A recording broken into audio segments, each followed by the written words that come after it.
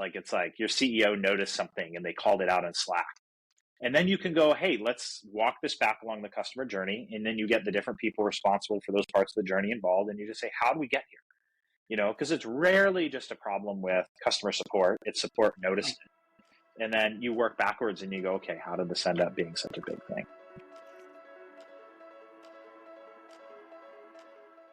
This is Epochal Growth, a growth support podcast. And I'm your host, Sarah Caminiti. Hi, everybody. I am recording this in Cambridge, England, which is crazy. I flew in yesterday and I went on my first hunting experience. Thank you, Sarah Hatter, for the recommendation and the food recommendations and the everything recommendations. I would have been wandering aimlessly without you. Today's episode is with the lovely Ben McCormack. Ben is a fractional executive with Boldr right now. He's got a pretty cool career history. I met Ben because I was assigned as his talk editor when he was giving a talk at the Support Driven Expo in May, and it went off without a hitch. He didn't really need my help at all, but I'm so glad that I was paired with him because I got to meet him. I wouldn't have met him otherwise. Ben has turned into someone that I consider a friend and one of the loveliest human beings, just the best heart and purpose. And I'm just so pumped for this episode. When he started talking about his support-driven speech, he was explaining everything about journey mapping, and I knew nothing about journey mapping. I don't even know if I had heard the term journey mapping before, which I'm a little embarrassed to say, but bear with me here. So he was explaining customer journey mapping, and the root of it was just asking the question why over and over again to find what the actual cause of concern was when this customer experienced its actual hiccup. And that's usually not when they reach out to support. And I found so many parallels with a lot of the trend analysis work that I was doing and wanted to know as much as humanly possible. And he was kind enough to agree to give me more of his time, since I ended up taking up most of the talk editor time, just asking him questions about what he was doing. And he shares some great insights, some really cool tips, and explains the importance of understanding your customer long before we usually spend time understanding our customer and what that does to bring a company together. So thank you, Ben McCormack, for spending more time with me and sharing this with the Epochal Growth community. And if you're a new listener, welcome. If you're coming back, yes, I'm so glad that you're here. New listeners, yes, I'm so glad that you're here too. And I can't wait for you to come back for more and more episodes too. But this is a great place to start and enjoy. So without me rambling anymore, here's Ben McCormack explaining the power of customer-centric journey mapping on Epochal Growth, episode 6. What? Enjoy. Well, hello, I'm Ben McCormack. I've got over a decade of experience building high-performing customer support teams at SaaS companies like Trello and FullStory. I've also been the director of member experience at Saltbox. I'm currently a consultant. I work as a fractional executive for Boldr. I do customer experience consulting for them. Boldr is a global business process outsourcer. And I was a self-taught software developer. I have a degree in philosophy, and I got my MBA recently at Georgia Tech. So that's me. Awesome. Ben, I'm so excited to have you here. Just for a little bit of context for the listeners, I was connected with Ben through Support Driven. He and I were talking about his talk, and it opened up my eyes to this world of customer journey mapping and what that actually means. And so I was super pumped when Ben agreed to give us some of his time to connect and actually talk about what this is. And so thank you so much, Ben, for being here. And You're welcome. I'm really excited to learn more about customer journey mapping and what it means for the business. But also, before we go into that, I'm very curious about how you found yourself such a resource for this specific space with such a broad history of your career. Like Sure. what brought you to this, to customer journey mapping? Well, it's funny. I think, I got into the customer experience world, which we'll say is like the very broad category of people who do work in support, success, customer experience management, that whole thing. I got in there via customer support, like a lot of people do. My first job in support was I was a support engineer at Fog Creek Software. That was the company that Trello spun out of. And I think, like a lot of tech companies, support starts with somebody saying, there's an inbox. Can we get somebody to do those emails? Because the product team is, and the founders are exhausted and tired. and they want to focus on higher leverage tasks. That's what their board is telling them. And so that is often the starting point for building teams. And that's how I kind of got into it. Was I was hired as part of a team where that was kind of the goal. And so because this organization, Fog Creek Software, was heavy in engineering, we had a heavy engineering approach to support. So depending on where you are, your support team is going to probably take on the culture a bit of the founders. But in any case, there's a question of like, where does support live? If you ask about journey mapping and who would own journey mapping, that is probably under marketing, big marketing, not marketing tactics necessarily in terms of like, your marketing campaigns and your content marketing and that sort of thing. But in terms of just like big, like how do you devise your strategy, your go-to-market strategy? So that can include things like product and product marketing. But when you talk about the customer journey, really everybody is part of it. Everybody in the business is part of it and engages with the customer. But frequently, especially at smaller companies, you don't have it as a discipline. The discipline that would own something like journey mapping would be customer experience management. It would be like a program that you could potentially have, which would own journey mapping. If you had a chief customer officer, they're going to own the customer journey. But it's going to be, the important thing is it's separate from the support inbox. If you were running a call center, it's separate from the call center. It's separate from your customer success account management functions. It's separate from all of those things. It's this thing that kind of sits on top of the entire business. So it's a fair question to ask anybody. Well, how would you come to discover journey mapping? And so for me, it started with when I was running the support team at Full Story. You start by, you just take care of the inbox, and then you hire a high performing team to take care of the inbox. But at some point, taking care of the inbox is more than just, very quickly, it's more than just answering the questions. You have to escalate things to engineering. You have to have processes to escalate things to engineering. You have to have ways to give product needs and feedback to the product team. But then you start finding things that are maybe outside the scope of the usual teams you work with. And so in our case, it was, we had gotten pretty good at escalating bugs to the product and engineering teams. And that feedback loop was pretty tight.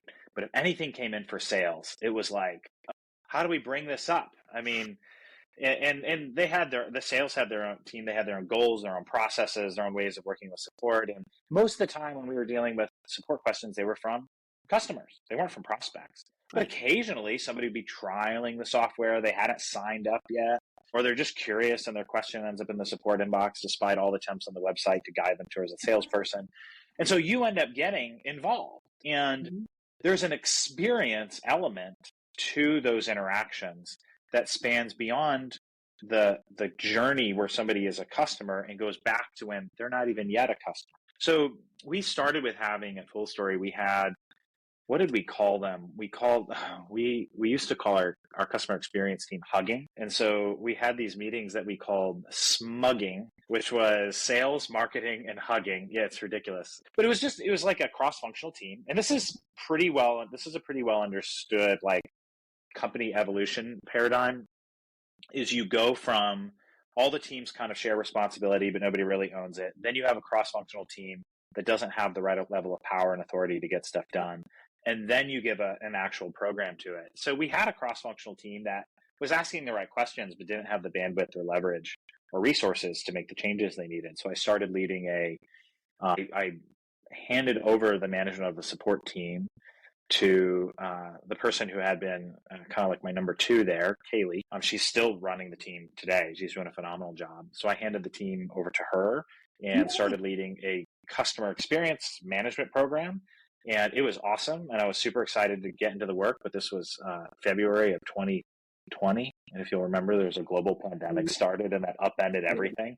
And so the company did layoffs and that position was eliminated. And so, but I got a taste of it. Like I got a taste of it then, this idea of this world of like, oh, journey maps are a thing. Yeah. Yeah. And what a cool evolution of understanding the impact of connection and how everything does have a role in the product development, the actual business operating effectively. You have to eliminate those gray areas and define where everything lives within that customer journey and how they can work together to make it be the best that it can be. That's right. And I think, I remember when I first approached journey mapping, I felt embarrassed or I felt a lot of imposter syndrome because it was like, people are looking at me to be an expert on customer experience, and I had never done journey mapping before. And everybody has never done journey mapping before. Right. Like you always have to have a starting point. And so, you Google and you see like people like this is a journey map and then this is a journey map, and you can get pretty intimidated pretty quickly. I mean, you can, and large companies do. Like if you're a company like Delta Airlines, you don't have this resource internally. You were going to go hire a consulting firm and spend hundreds of thousands of dollars. And part of the output of that hundreds of thousands of dollars is going to be a very complex journey map. Lots of sticky notes on the wall, people understanding things. And the reason you need somebody from the outside when you're an organization of that scale is you often can't see. Your teams can't get far enough away. So that consultant's perspective can really help.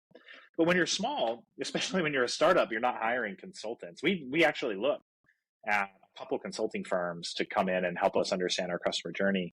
Ended up not moving forward with the effort, but it was an interesting process just to go, what would somebody sell us if we were, trying to get help with this? And you do get a lot of journeys. But the thing is it can be intimidating no matter where you're starting to go, I don't even know where to start. And so I think one of our exercises was just make it. And so I had a team member who worked in product marketing, and she had a background in support and like she was really a phenomenal team member. And so she's like, we're just going to do it. And she was on our cross-functional team. And so it was like, she named the journey stages and just jumped in and just started saying, this is what the customer does. This is what the customer does. But even then, the challenge, you can print it out on a piece of paper or open up an Excel spreadsheet or Google Sheet or whatever and just be like, these are the stages, these are the different actions. And there's some basic things you can do. But it gets overwhelming very, very quickly because you think of all the different ways that people can become aware of your product or service, all the different things that happen in the sales process, all the things that go into the legal contract. And you're just like, well, where do I start? People are asking about a journey map and I don't even know how much time to put into that. And I got there as well. And that's where and you had mentioned my talk earlier, I had this insight. This would have been about 3 or 4 years ago, where I was like, just knowing the journey stages and being able to take a problem and work backwards along the journey stages is incredibly powerful. And so that gets us into you have to have journey stages. Right. But the shortcut with the walking it back is you don't have to have everything mapped out. I mean, if you do, like if you already have everything mapped out and you can go and you can kind of point and go, all right, this spot on the customer journey, this happened, great, go for it. But if you don't have that, you can at least work backwards, and you can start with a standard list of journey stages and then go, okay, we had a problem. We had something that was broken, and that usually people are talking about, like it's like your CEO noticed something and they called it out in Slack.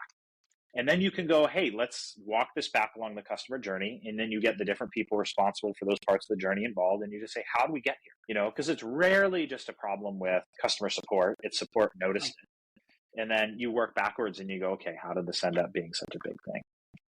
I think that way of thinking is such an important piece to leadership, especially in a startup or in a smaller company, because you have to stop thinking of just this one funnel over here, this one bucket over here. It's like, what is happening either?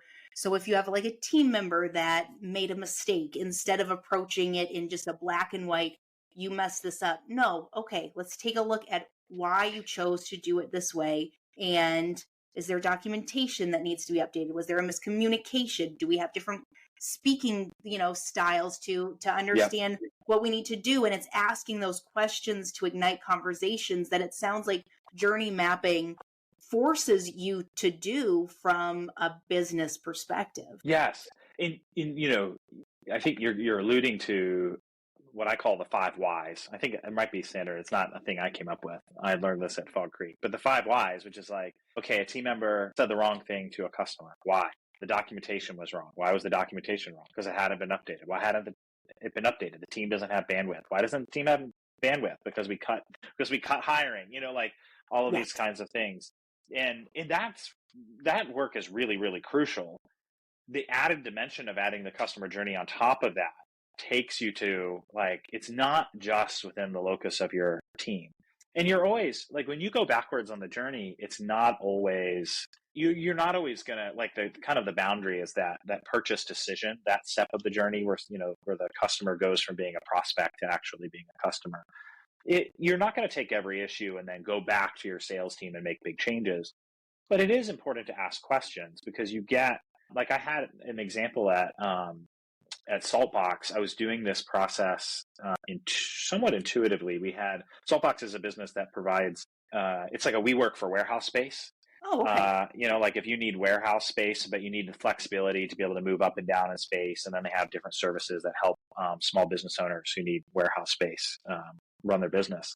And at the time, Saltbox had a fulfillment offering. They've since closed down their fulfillment offering. But in fulfillment, you would have customers send in their inventory, and then Saltbox would manage it and make sure it all got, so if you had an e-commerce store, a Shopify store, you could just drop your inventory off with Saltbox and Saltbox would run it. And this is pretty standard third-party logistics stuff that you can get anywhere, but we were, trying to figure out our spot in the market.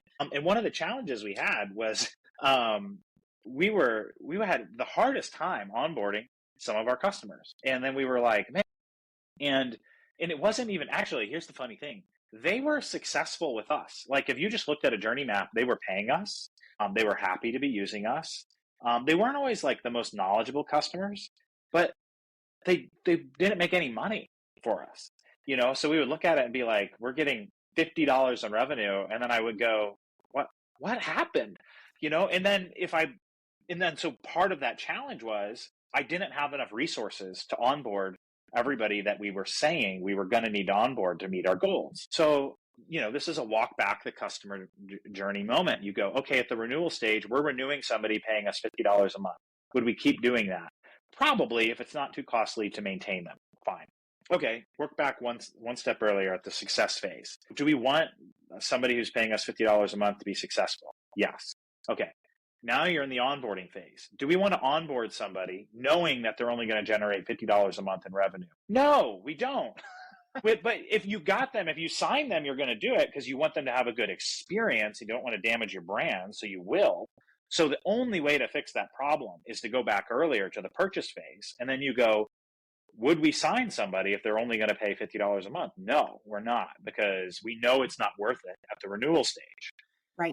And then you go back even further. Like, okay, if we're in the education phase and our sales team is doing sales discovery, and they determine that the customer's volume is only going to generate $50 a month worth of revenue for us, then we'll stop there. And then you can go one step further back in the awareness phase and go, are we advertising to the right people? How do they even end up in our funnel?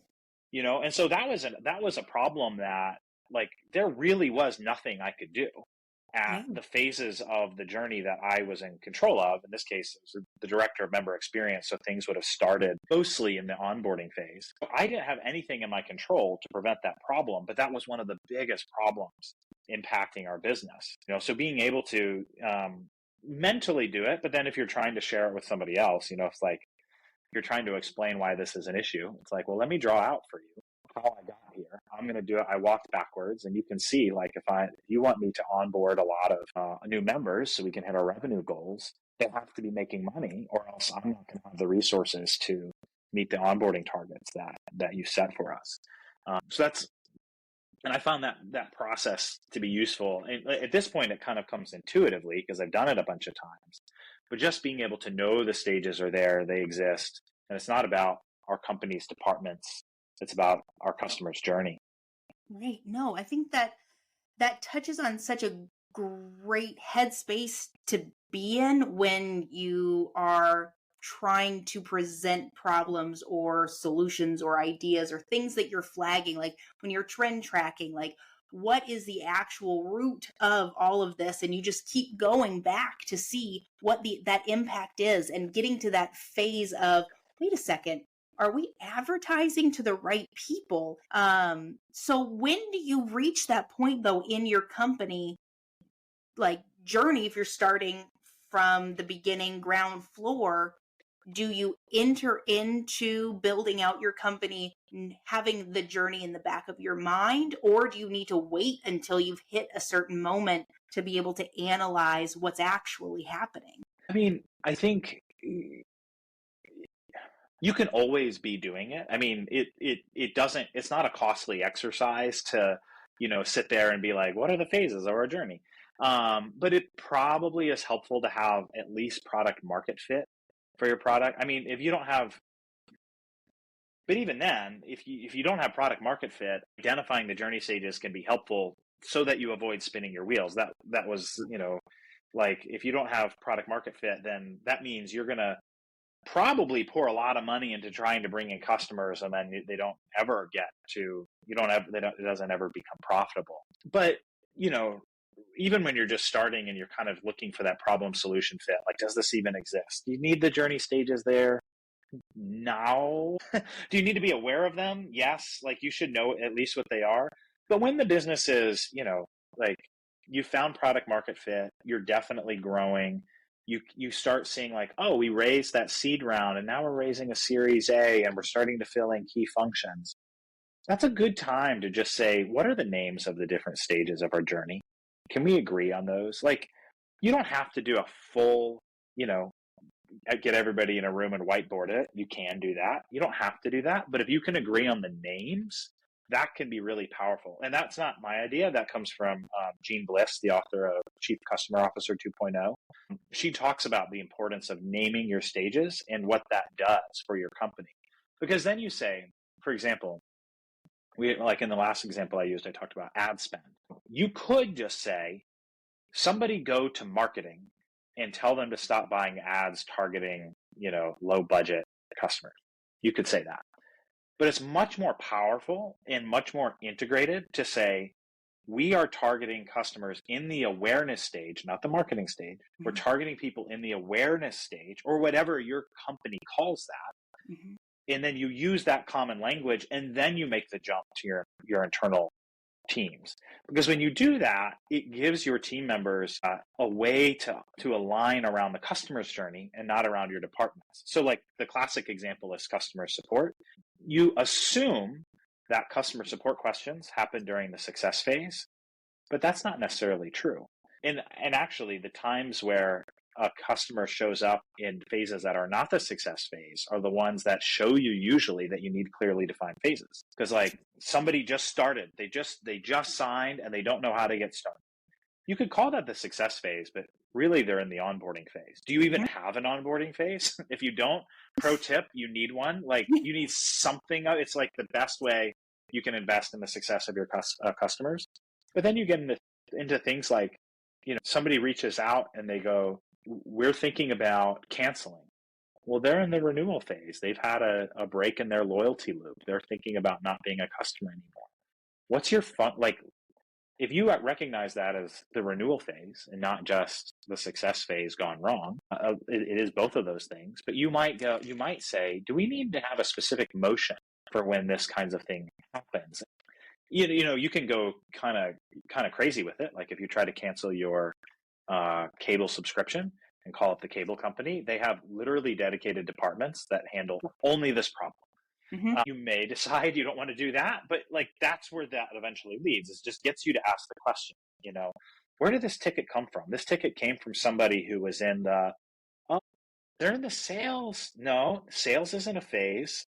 Like you want to say sales phase, but they're not selling something. The customer is in the learning, education, whatever you call that phase. You've decided, which means they're learning. Sometimes they're talking to a sales team member, but sometimes they're doing their research online.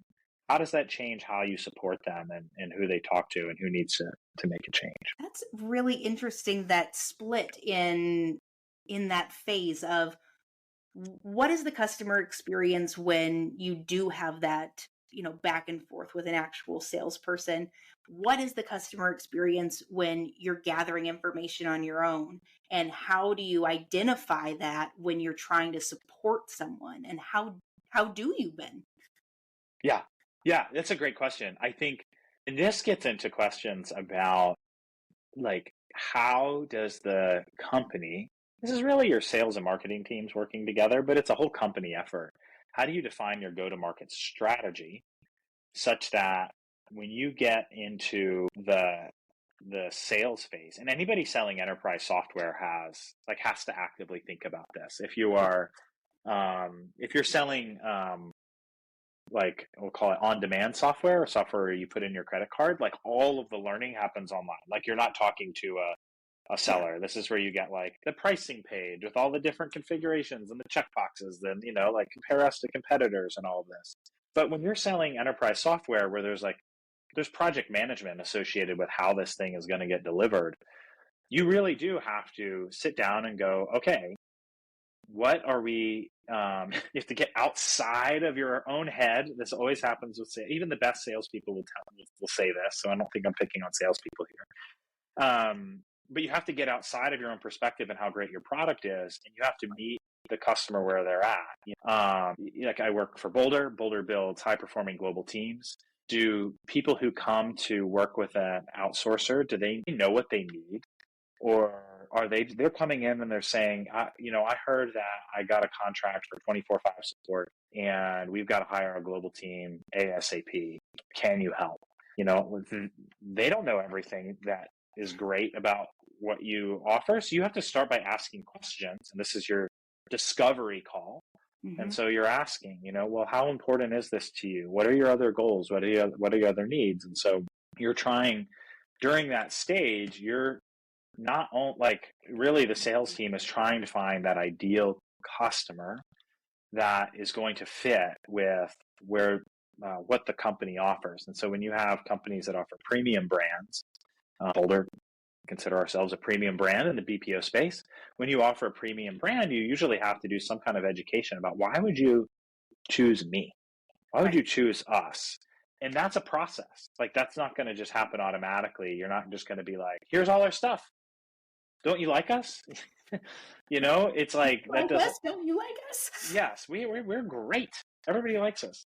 No, you have to say like, this is where really good sales processes come in. And if you work in a support or a success or customer experience side of the business, you're trusting that your sales leaders and your marketing leaders are working on this messaging such that when they get in front of customers, they're doing good discovery, they're asking the right questions, they're understanding the needs, so that when they propose whatever your business is as a solution, they can say, I heard you say X, and that's why we do Y to meet that particular need. And when that's not happening, and that doesn't happen well, that's where you get the stuff in the in the support inbox or with the success team, where it's like, how do we end up with this customer? Like they said that we promised them X, Y, and Z, and we don't do that, and it's like, well, that's a big problem. You got the sale, you're able to report the sale, but you don't actually do what was sold. So that's where that can get out of hand. But you got to do that work, and you got to make sure that what you actually deliver aligns with what you're selling. Now, when you were initially explaining the whole process of journey mapping, I got to thinking about the boundary aspect of things and how having to do this, you actually have to commit to understanding the spaces and the impact that they all have. When you first started doing this journey mapping and this way of thinking, what kind of a change did you see within the company of just understanding everyone's piece of the puzzle? Ooh, that's a good question. I don't know. I don't know that I ever got. We saw it never. I'm thinking of Full Story as an example. in my time there, and I left there in 2022, we never got to a full understanding of things from the customer's perspective. And we were a really customer focused company, like really, like genuinely cared about the customer. It is so, so hard to get different teams and different departments to align around looking at customers from their perspective. And so we started to see pockets of it, like in our cross-functional team. I would say we got there, like we had our journey stages and we could talk about it. Unless, and I think this is, I'm looking at Gene Bliss's book right here. Highly recommend it. It's good. Even if don't have the title Chief Customer Officer or don't anticipate ever having it, it can be really good because she gets at like the first principles and what you need to be successful. So like in order to do the thing that you're saying, which is like really transform the culture about it, you have to have buy-in at the highest level of the organization that this is how we're going to talk about customers. When we talk about the customer's journey, we're going to use these stages and these names. And then you have the habit of, I was just talking to customer so-and-so who's in the discovery phase or whatever you call it, or they're in the awareness phase. They had just learned about us through a Google search and now they're excited to get started. Like if you can do that at the executive level, then that can start to socialize things and really have change. And so Jean Bliss writes about that in her book. And she has other things that like really a lot of practical techniques. Like you can have, like back when we had physical offices, you can have customer learning rooms, which is like a literal physical room that people can go into and they're encouraged to have meetings in, where you can see customer stories on the wall and stuff like that. Oh, cool. Yeah. And so there are things like that. I mean, like a classic one is just highlighting customer stories at company all hands meetings. That's not necessarily putting a focus on the journey map, but it is putting a focus on the customer. And I know Full Story did that. Boldr does that sort of thing. That's really good work. Oh, and I can say like a thing I'm working on with Boldr is we're doing an exercise like this. It's not a journey mapping exercise, so to speak, although I'm making a map as I go. It is like hey, how does this all work?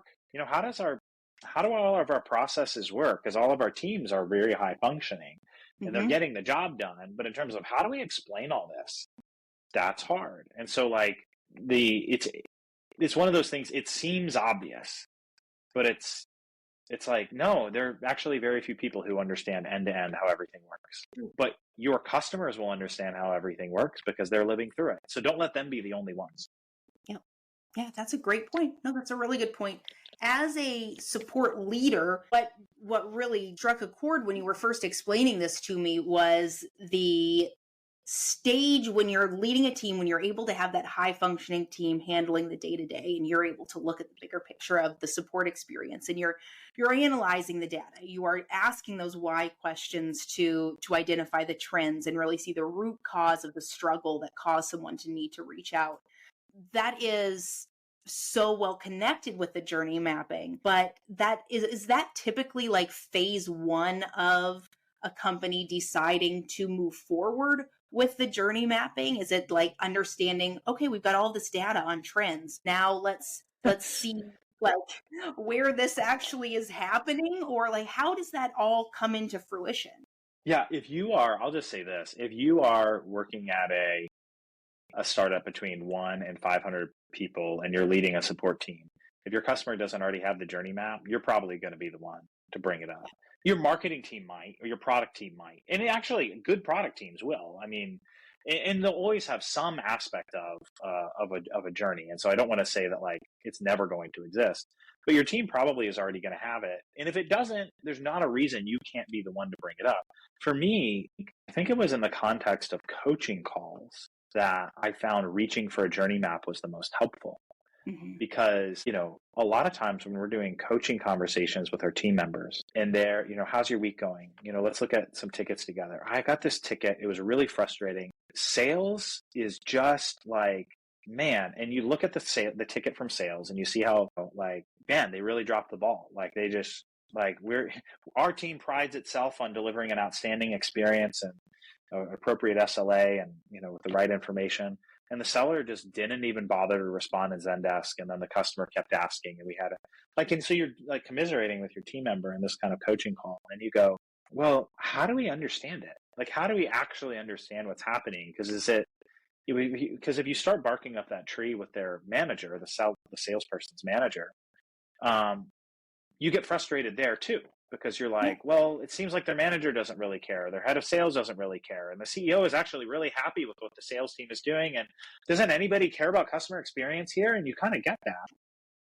But then by mapping it out, you go, well, what was happening in that phase? Now, maybe it's true. You don't want to deliver a bad experience to anybody because that does negatively affect your brand. This is why, like, like the spam emails from your SDRs are like, there's a cost to that, it seems like it's generating revenue, but there's a brand cost to that. But you go back earlier in the journey and you go, well, this customer or this prospect, come to think of it, I don't know that they ever would have become a customer. Like they're working for a 2-person startup and they're frustrated that our salesperson didn't get back to them. And we have a $20,000 minimum making these things up.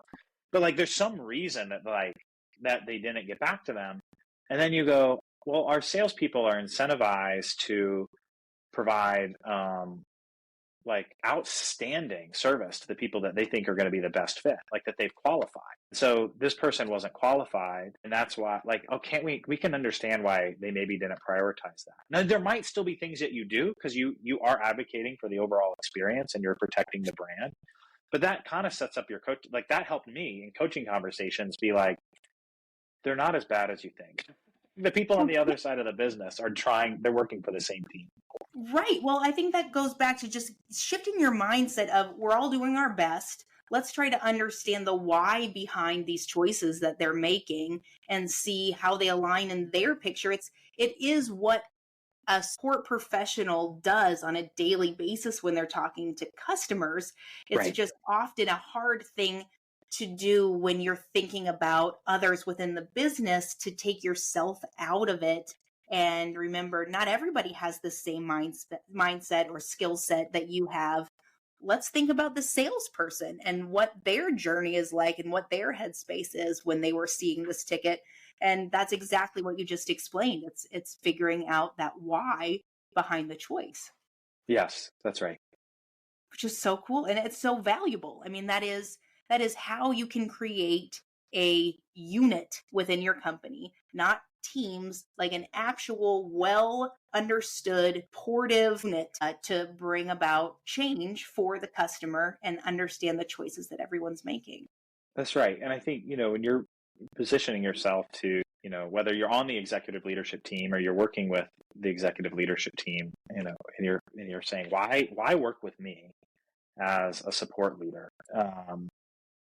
And you can bring that awareness, say, hey, tell me about how you understand the journey from the customer's perspective. You're working with an early stage startup and it's like, well, we have the marketing team doing this. And it's like, okay, how do you name the stages?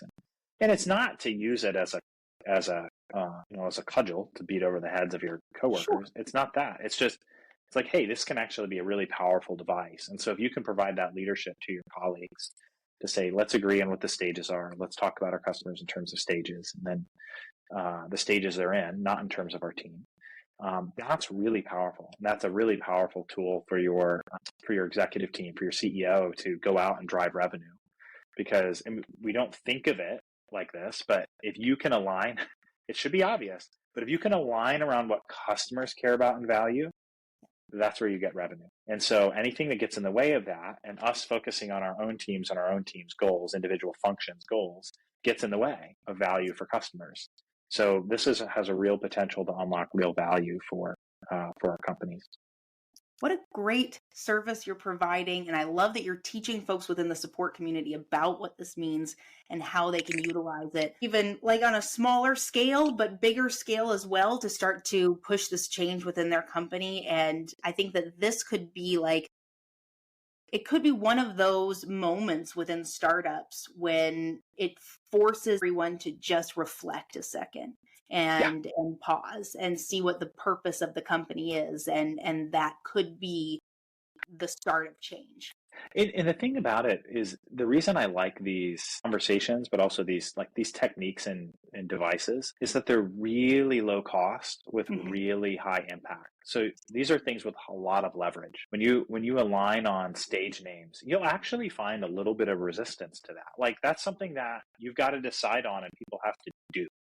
If you're going to have a company meeting, the CEO has to set the example and refer to things by journey names, stages in the customer journey, talk about things from the client's perspective. But actually doing that costs nothing. It's just like a behavioral change. So it's actually costs next to nothing. You have to learn it. Yes, you do have to do that. But the value is you're aligned around the customer. You're not just saying, and here's the thing, every small startup is going to say they're obsessed with the customer, and they're going to be true. And the reason it's true is because you're small. It's easy.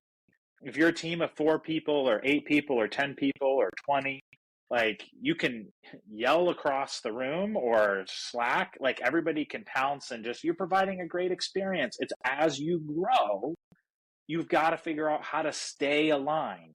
And that's the whole thing about growth, is trying to stay aligned. And of course, we want to stay aligned to hit OKRs and all this stuff, but are we staying aligned to really care about customers? It's like, if you can start even while you're small, if you were to pick up, Chief Customer Officer 2.0, if you can just implement some of those techniques and make those part of the company culture, like you highlight customer stories, you talk in terms of the journey stages that the customers use, you put things into customers' perspectives, you translate things in terms of customer value, not in terms of the dollars they're paying, but in terms of how much value they're receiving. All of those things drive the kinds of cultural change at your company that ultimately will help align the entire company around customers and what they care about. So important. That's the foundational work that you have to commit to doing and following through, because otherwise it's the actions speak louder than words thing. And you can say you're customer obsessed all day long, and the reality of it could be very different if no one really is aligned on what the actual purpose of this customer journey is. That's right. Awesome. Well, I like to end, even though I really feel like I could force you and hold you hostage for like another 2 hours to talk about this. But we'll, I'm excited to just kind of reflect on this and think about how I can utilize this in my day-to-day and in future endeavors. This was so valuable. Thank you, Ben. And you're welcome. I am super pumped to hear how everybody takes the talk that you're going to give at the Support Driven Expo. But before we end, I do like to end my calls with an opportunity to let you share what era you're in or what era you see yourself moving into. And I'm really curious. I saw that. You had epic was the word. What epic are you in? I don't know which word I would use, but I would say I'm still in an era of rest or sabbatical. I'm working, but I'm working fractionally. I'm working half-time for Boldr right now. And I would say I'm trying to discern what's next, but it's like I'm really fuzzy about that. Yeah. So I've been a customer support leader. I've worked as a technical program manager. I've done all these, a ton of different things. And my brain is just like, I could do anything. I could do everything.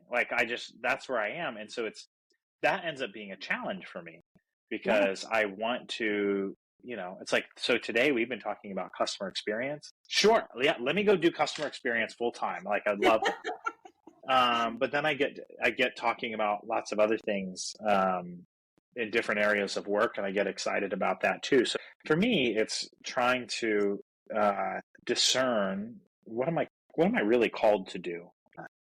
I'm hitting squarely into midlife, and so I get to kind of be thoughtful about that and go, wow. And it almost feels like starting over, but with a whole life experience behind me to kind of inform the direction I'm going. So I'm excited about that. My wife is starting her first full-time job ever in the fall, and so exciting. I'm very excited for her. She's going to be an assistant teacher at my son's school, and we've got 3 kids. This is my middle child at a school that he's at. But it's going to be a big change for our family. I have two adults working. And so just trying to figure out, how do we get through that without, while maintaining what's really important. Is probably, that's part of this period of discernment and rest and sabbatical that I'm in, is kind of being because I would say her finding that opportunity and us committing to it happened because we were in this period of rest. It was because before it was always Ben's career. And then now it's kind of wait a second, maybe it's good if we're both working an assistant teacher at this school isn't going to make as much income, but what are the other benefits that has to our family? And how does being more balanced, how is that helpful for our family? And so I guess that's the era I'm in, is trying to discern that sort of thing. So if any of your listeners have have thoughts for me or want to reach out or ideas or feedback, because I'm open to any guidance, to any advice, and just because I'm feeling kind of blind, kind of in the dark, but it's good. I'm in a good spot. Sometimes I feel a little anxiety in my chest, but that's It's kind an of unknown. yeah. You're going into a very unknown territory, but it sounds like such an exciting time for your family because you're able to do so thoughtfully, and you are approaching this as how can we do this to make our family as a unit. I mean, it's a lot of the same work that you're doing with the journey mapping. You're thinking about the impact and everything's role in the whole bigger picture of your family and succeeding and being happy and fulfilled, and you're allowing yourself to do that. That's awesome. That's huge. And of course it feels overwhelming because you have so many skills at your disposal, but you're entering into this new space of you're able to be, yeah, it's a fresh start maybe, but it's a confident fresh start. You're secure in yourself, you're secure in your abilities, and you're able to articulate that when you decide what area, corner, space you want to explore. And so congratulations. That's fantastic. Thank you very much. Appreciate that. Of course. And you've also got 2 newsletters that you unleash into the world, and Yes. that's awesome as well. What a time commitment though for you too. When is this rest happening? Well, my newsletters have been the one to take a hit lately. That's been the thing that I've deprioritized. Part of it is just like my kids have gotten all into, like, it was just like the spring sports and Cub Scouts, and I joined a men's softball team for Nice reasons. It was good. I can still do it, but I'm like, man, it's a lot different than when I was in high school. And but those kinds of things took away from my writing. But the thing, I love writing, and I think writing has a really beautiful clarifying function to it. And if you want to work through thoughts to have them be clear so that you understand them and they can be teachable, try writing about them. It's hard. It's hard, but I've been doing it for so long, it's become relatively easy. So like on my customers, etc. Substack, I just published one it was something I wrote for Boldr. It was about 4 common outsourcing mistakes, and it was easy. They loved it. Like the Boldr, the content this was my first content piece for them. I was like, I write a newsletter.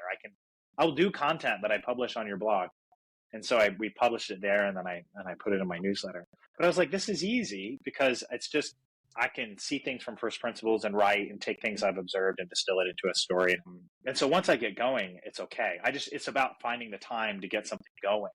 That's been the challenge. And then lately I felt, I was like, I really wanted to write about more spiritual things because I'm Catholic, and that's a big part of my life. And so I started another one that I called Ora Etc.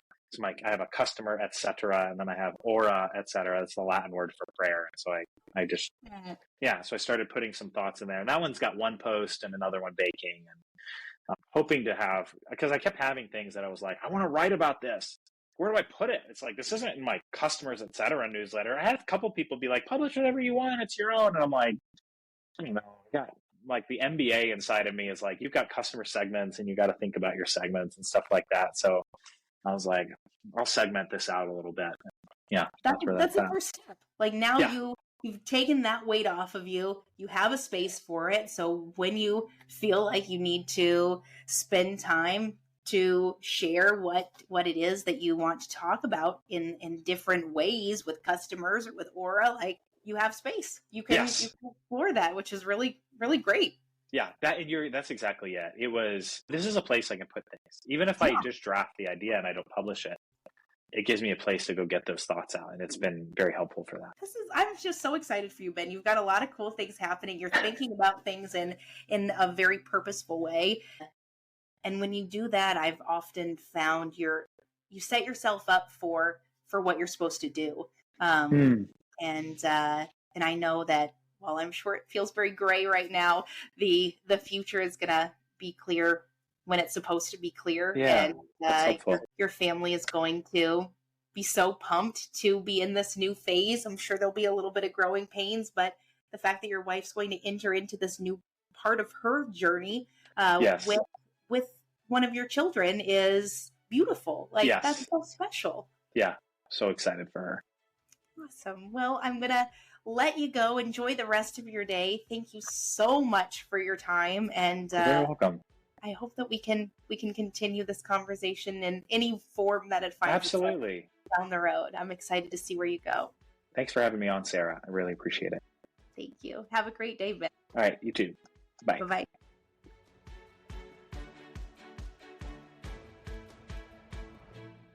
And that's another episode of Epochal Growth. If you haven't had a chance to subscribe, please subscribe to Apple Podcasts, Spotify Podcasts, and you can also find us and subscribe on Growth Support's YouTube page. New episodes are coming every Tuesday. I am Sarah Caminiti. Thank you so much for spending this time with me.